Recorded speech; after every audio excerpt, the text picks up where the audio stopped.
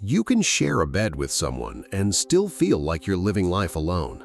From the outside, everything looks fine. Daily texts, shared photos, inside jokes, but inside it feels like no one is really there with you. And psychology has a name for that: loneliness inside a relationship, a specific pattern of distress where your social connections exist on paper but don't meet what your mind and nervous system actually need. In this video, we're going to break down why some people feel deeply lonely even when they're partnered, and why it happens far more often than most couples realize, not with generic communicate better cliches, but using what attachment and loneliness research actually say about how your brain, emotions, and relationships interact, so that by the end you can see your experience as a pattern with causes and possible exits, not a personal defect. Loneliness itself isn't just being alone. Researchers define it as the distress you feel when your relationships are perceived to be less in quantity and especially in quality than you'd like, which means you can be single and feel deeply connected, or partnered and feel completely alone in every important moment. Relationship loneliness looks like this. Your life is shared, but your inner world is not. You're physically present in the same room, but emotionally you feel like you're experiencing everything by yourself. And over time, that gap between shared logistics and unshared emotions becomes heavy enough to feel like isolation inside a relationship. One reason is that you communicate, but not at the level you actually feel. People who feel lonely in relationships rarely go completely silent. They talk, text, reply, but the communication stays on the surface, describing what happened in a day instead of what it meant to you, what you did instead of how it landed in your body. So conversations keep happening while connection doesn't deepen. You end up being heard without feeling truly understood, and from the outside it looks like we talk all the time, but psychologically your emotional reality is traveling alone, and you start to feel like your partner knows the schedule of your life but not the weight of it. That's the visible part. Underneath it is something deeper. This kind of loneliness doesn't just come from how you talk now, it often comes from how your mind learned to attach to others long before this relationship started. Because attachment patterns built in early relationships tend to shape how safe or unsafe intimacy feels later on. Attachment research shows that people with insecure patterns, especially anxious and avoidant, are consistently more likely to feel lonely even when they're surrounded by others, and that includes inside romantic relationships. If you lean anxious, your mind scans for signs of rejection. You might overinterpret small changes, a delayed reply, a tired tone, a canceled plan as proof that you're not really wanted. So while the relationship exists on paper, inside you're living in what if they leave mode, which blocks deep rest and trust and lets loneliness grow in the gap between what the relationship is and what your fear says it might become. If you lean avoidant, you may have learned early on that closeness can be risky, that needing people makes you vulnerable, so you stay one step back. You share enough to keep the relationship going, but not the parts that feel too exposed, which means partners see you as calm, independent, maybe strong, while your real needs stay unspoken.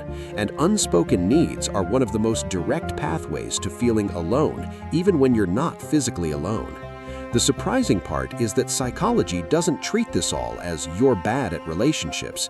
It treats it as a protection strategy your nervous system built to survive earlier experiences, strategies that can make you safer and lonelier at the same time, because they guard you from pain but also guard you from the closeness you say you want. When those attachment patterns meet daily life, you often start filtering yourself, and your inner world loses its witness. Studies show that when emotional needs aren't recognized or safely expressed, people begin to hide more of themselves, simplifying what they think before saying it, cutting stories in half because they won't get it anyway, avoiding the parts that feel too intense or too much. And over time, instead of being fully yourself, you become a version that feels easier for others to handle.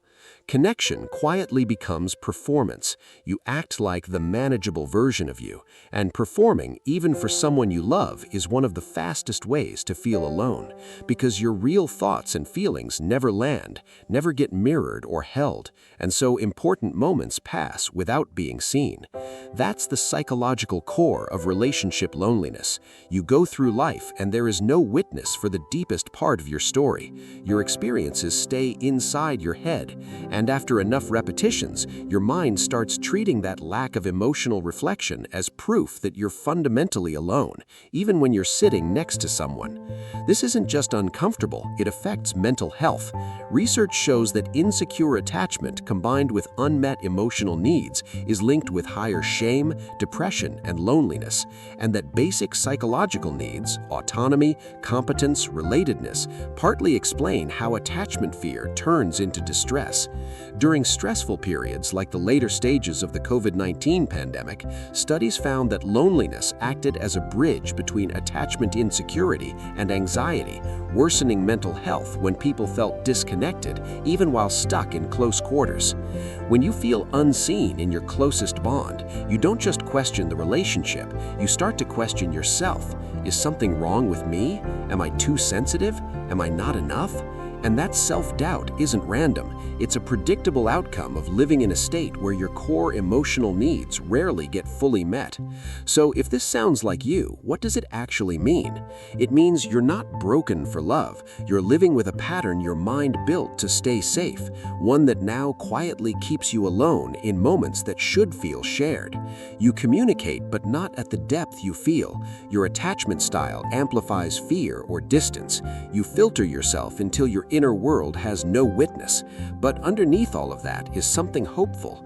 These are skills and patterns, not fixed fate.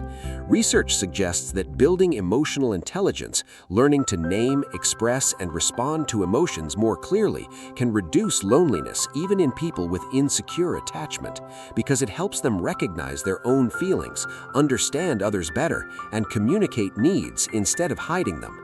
In real life, that looks like naming how something felt, not just what happened, sharing one small, honest layer more than you normally would, and having one brave conversation where you say, "I don't feel fully seen here," instead of quietly withdrawing or assuming it can't change.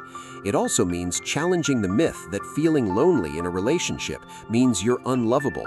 Evidence shows loneliness depends more on how connected you feel than whether you have a partner. So your experience is a signal about connection quality, not your worth as a person.